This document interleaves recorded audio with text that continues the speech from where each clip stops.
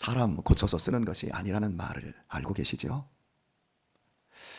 머리 검은 짐승은 거두지 않는 것이다 라는 말도 여러분 다 아십니다.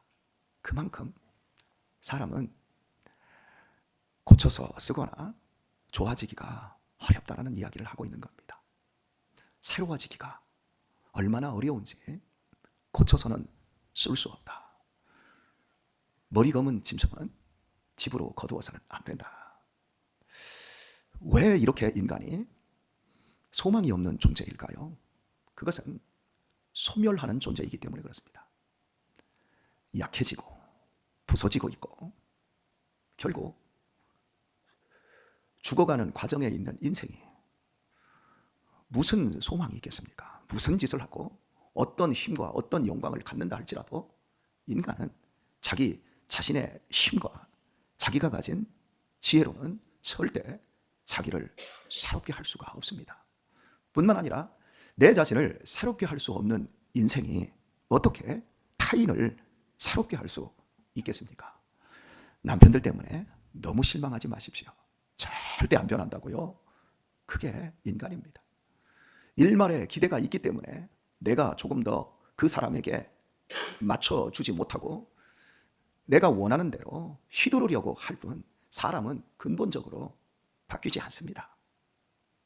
내가 낳은 내 자식 함께 20년 동안 한 밥상에서 밥을 먹고 한 공간에서 함께 살고 그런 과정을 거친다고 부모가 자녀를 키워야 할 책임과 또 열심과 헌신을 가지고 있고 실제로 쏟아붓기에 우리의 자녀들이 새로워질 수 있다고 착각하지 마십시오. 안 됩니다. 내가 내 자신이 안 되는 것처럼 될 수가 없습니다. 그럼에도 불구하고 우리는 일말이 아니라 전체를 소망하고 원하고 바라니까 악다구니하게 되고 고통하게 되고 절규하게 되어집니다. 이런 인생을 향해서 이런 절망적인 인생인데 이건 우리가 살아보면 경험적으로 알게 되어지는 것인데 인생 한 60 정도 되면 한 80 정도 되면 철이 들면 알아지는 일인데 저는 아직 인생 60이 안 됐고 80이 안 됐는데도 어떻게 이렇게 잘 알고 있는 겁니까? 센 마누라를 만나보면 알고 센 자식들을 만나보면 충분히 알아지는 일입니다. 그래서 인생에 있어서 고생한다라고 하는 것, 남보다 더 힘든 인생을 산다라고 하는 것들은 그 사람을 복되고 아름답게 만들어갑니다. 결코 인생은 버릴 것이 없습니다. 이렇게 절망적인 인생을 향해서 성경은 우리에게 무엇이란 말합니까? 너는 흙이다. 너는 먼지로 만들어진 아파르다. 그래서 사람이 아담이다. 더 절망적으로 말을 합니다. 또한 헛되고 헛되며 헛되고 헛되니 모든 것이 헛되도다. 절망 그 자체입니다. 세상보다 우리 인생을 향해서 하는 그 모든 것, 너희가 먹고 마심이 해 아래서 하는 그 일들이 모두 헛되다. 이렇게 말을 해요. 그런데 예수 그리스도께서 십자가에서 죽으시고 부활하셨으며 교회를 세우셨고 그 교회를 통해서 복음을 만났던 사람들 중에 대표자인 바울 사도는 누구든지 그리스도 안에 있으면 새로운 피조물이라 이전 것은 지나갔으니 보라 새 것이 되었도다. 새 것을 이야기합니다. 완전히 새로워진 존재로 거듭남을 이야기합니다. 그냥 조금 고쳐서 쓰는 정도가 아니라 머리 검은 짐승을 하얗게 염색해서 뭐 달라졌다. 누더기 입었던 행색이 초라했던 사람에게 목욕시키고 좋은 옷을 입혀놓고 너는 이제 새로워졌다. 이렇게 하지 않고 완전히 거듭났다. 예수 안에서 너는 죽어버리고 예수님 안에서 너는 거듭났다. 새로워졌다. 이제는 너희가 하나님을 믿음으로 말미암아 하나님께 속한 자녀가 되었고 그분의 백성이 되었고 그의 기르시는 양이 되었고 그분의 집에서 살 수 있는 사람이 되었고 그분과 함께 영원한 생명과 거룩과 의로 지음을 받은 새 사람이 되었다. 예전에는 너희가 외인이었고 예전에는 너희가 이방인이었고 너희가 예전에는 하나님과 막힌 관계였지만 이제는 하나님 안에서 너희의 작은 신음에도 응답해 주시고 너희가 침을 삼킬 동안에도 너희를 떠나지 아니하시는 하나님이 너희를 지키시는 새로운 존재, 새로운 운명이 되었다. 이렇게 선언합니다. 오늘 이 새벽에 여러분은 어느 쪽의 말을 따르겠습니까? 머리 검은 짐승 어쩌고 저쩌고, 사람은 고쳐서 쓰지 않는 것이라고 하는 절망에 대해서, 그 허무에 대해서 집착하며 그것을 따라가겠습니까? 아니면 바울 사도가 외쳤던 누구든지 그리스도 안에 있으면 새로운 피조물이라, 이전 것은 지나갔으니 보라 새 것이 되었도다. 주님의 것으로, 하나님의 자녀로 새 것에 대한 삶을 선언한 그 부분을 여러분의 것으로 인정하고 사시겠습니까? 근데 여기에는 단서가 하나 붙습니다. 누구든지와 그리스도 안에 있으면입니다. 누구든지입니다. 돈이 많은 자, 똑똑한 자, 착한 사람, 특별히 여자, 이런 게 아니고 누구든지입니다. 인간 말종도 되고요, 착한 사람도 되고요, 부자도 되고 가난한 사람도 되고, 누구든지입니다. 그리고 이 누구든지는 모든 대상을 하고 있지만 반드시 새로워지는 사람은 그리스도 안이어야 합니다. 그렇다면 그리스도 안이라고 하는 것, 그리스도 안에 있어야만 된다고 할 때 이 그리스도 안이 무엇일까요? 예수님께서는 너희가 내 안에 있고 내가 너희 안에 있으면 무엇이든지 구하라 그리하면 주시리라. 그 안이라고 하는 걸 단순히 우리가 그리스도 안에 있다라고 하는 거, 이게 표현이 아니라 나도 너희 안에 있다 이렇게 표현합니다. 그러니까 이건 아주 상호 의존적인 거죠. 사랑하는 교우 여러분, 우리 교회에 가장 지금 어린 아이로 한번 생각을 해보도록 하십시다. 노이슬이라고 하는, 이제 태어난 지 한 5개월 됐나요? 이 이슬이가 지금 누구 안에 있죠? 엄마 안에 있습니다. 그죠? 엄마의 품 안에 있습니다.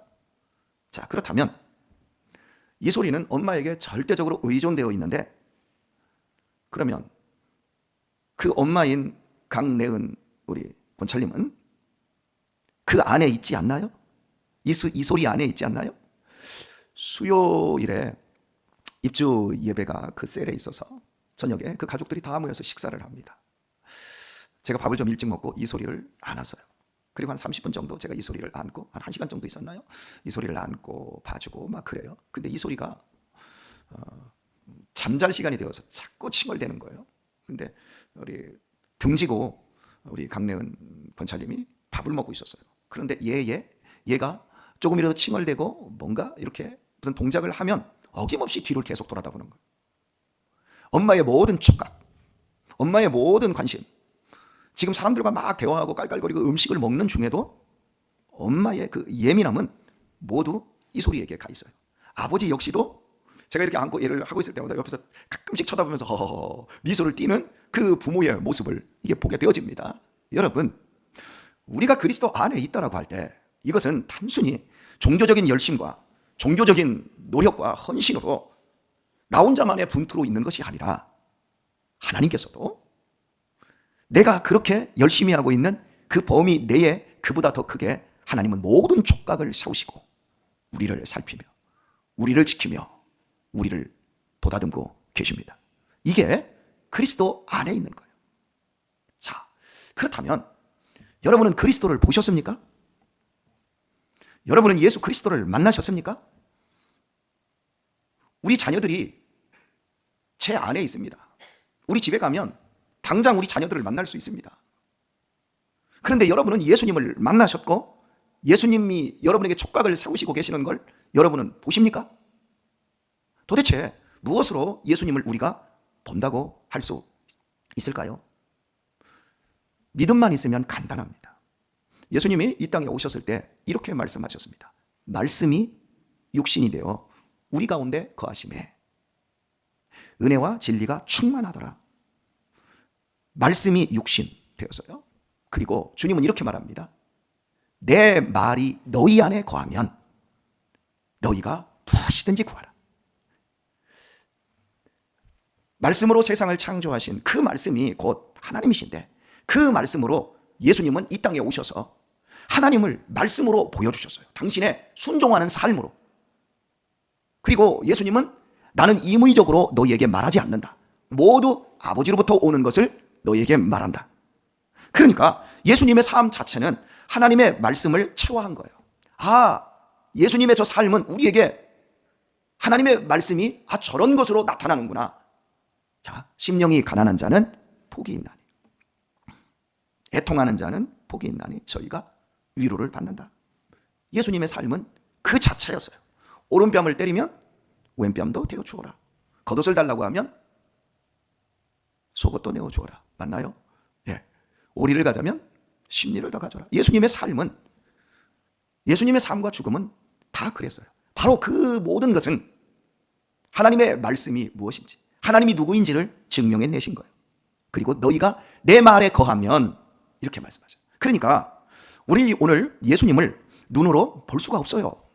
육체적으로 만나지 못해요. 그럼에도 불구하고 우리가 예수님 안에 있다라고 하는 이 표현의 가장 중요한 핵심은 하나님의 말씀을 우리가 순종하며 사는 거에 있는 거예요.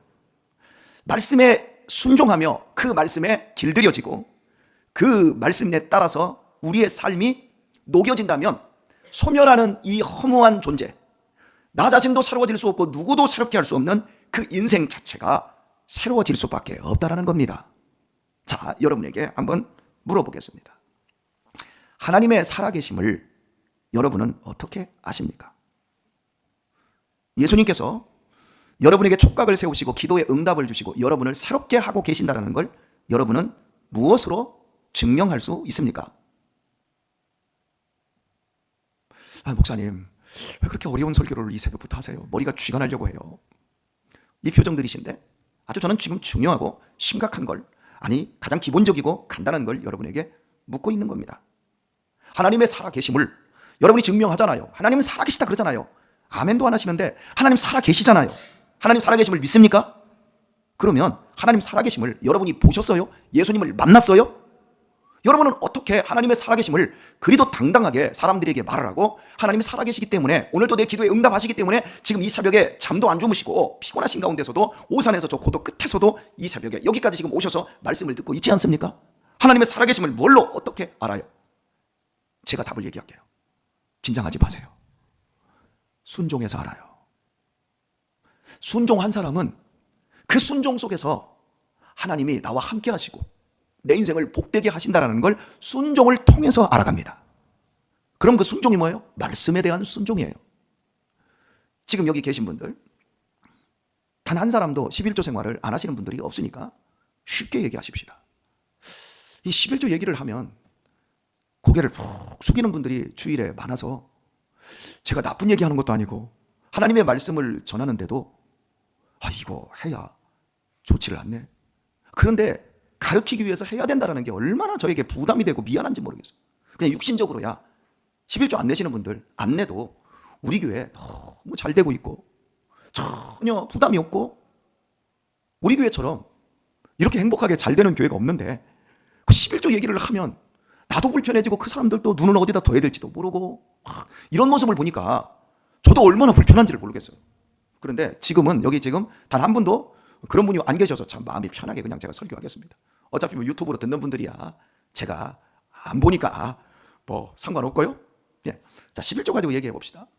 여러분이 11조를 드리면서 하나님이 살아계심을 확실히 느끼셨죠? 그죠? 우리 이명규 장로님께서 하시는 말씀, 쉬운 둘에 은퇴하셨어요. 그때부터 벌이가 없으셨어요. 지금까지 79, 이제 며칠 있으면 80이 되세요. 52, 62, 70이 몇 년이에요? 그동안 그냥 연금 조금 들었던 거 가지고 뭐 처음부터 한 6, 70만 원 나오는 거 어떻게 살아요? 그런데 사라졌어요. 그리고 제가 정확하게 지금 기억합니다. 추석 때 함께 식사하시면서 이상해. 돈이 들어오는 것보다 쓰는 게 더 많은데 어떻게 이렇게 사라지는지 몰라. 신비야 은혜야.